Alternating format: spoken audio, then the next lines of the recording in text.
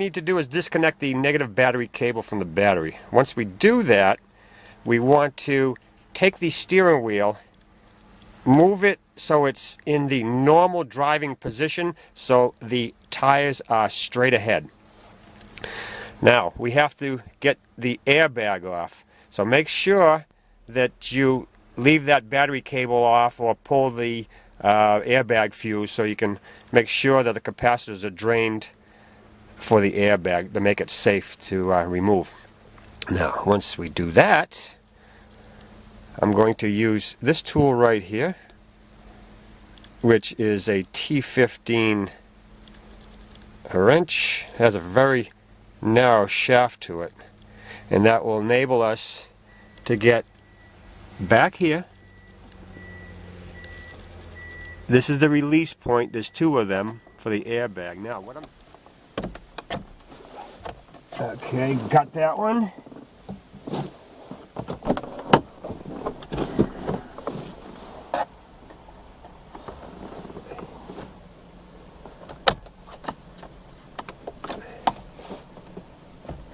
Got it. Sometimes you got fish around for them. Now, let's remove the airbag by the two connectors here. This black one, you just pinch it right there, remove it. The gray one, same way. Okay, got it.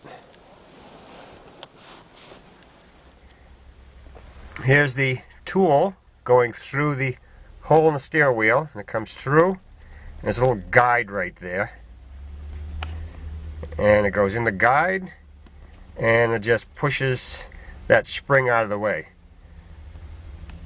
and that's what removes the airbag. Next thing we're going to do is to remove these wires from the clock spring. Just like that. Now we're going to take this 21mm nut and screw it out till it's flush.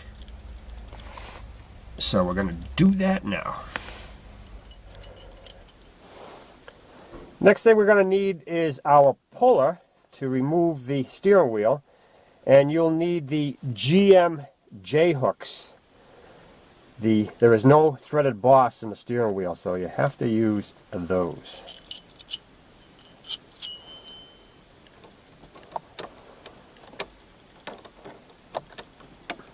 Put that right in there.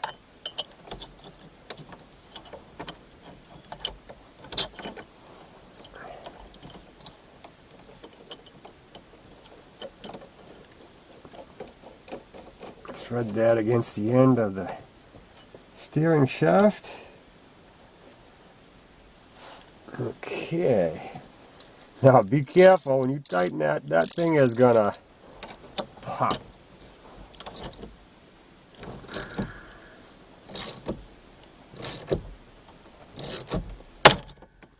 Just like that. Boy, they all do that.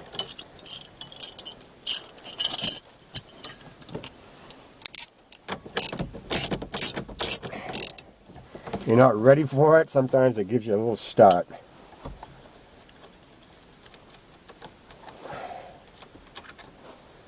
Alright. Of course, make sure the steering wheel is in a straight ahead position, not like this one.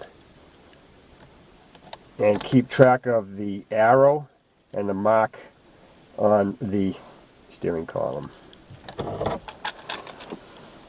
And there it is. Now you don't want this coil to move.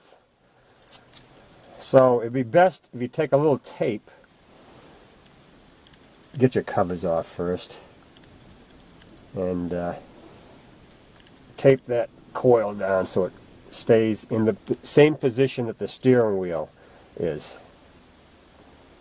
This piece right here will be up top, straight ahead. Just to make sure that you get it in the same position when you put it back. that, we want to remove the top column cover right here.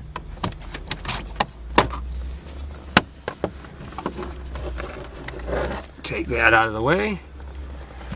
And we want to go down on the bottom because we want to remove the bottom column covers. There are 3 7mm screws, and we need to remove those now.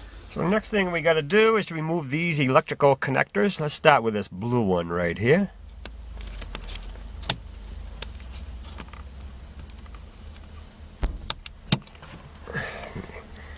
Now the yellow one.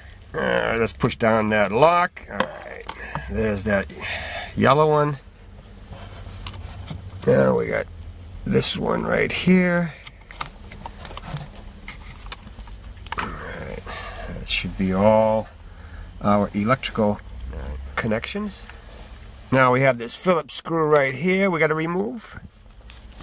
Phillips head screw. We don't want to lose that. Now once we get that screw off, there are little retainers right down here we got to pry up. Look, see, popped out. And there's one on the other side we got to get. There we go. That popped it out. Now there shouldn't be anything holding it. And there it is.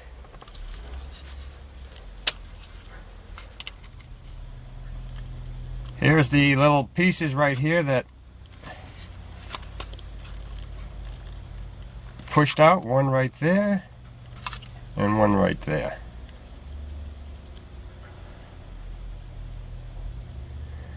That was the last bit that held it on.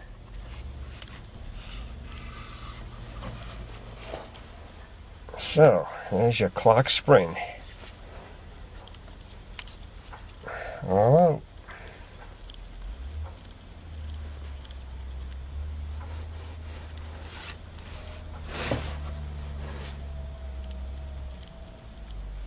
So that's all there is to removing a clock spring on your Saturn ion.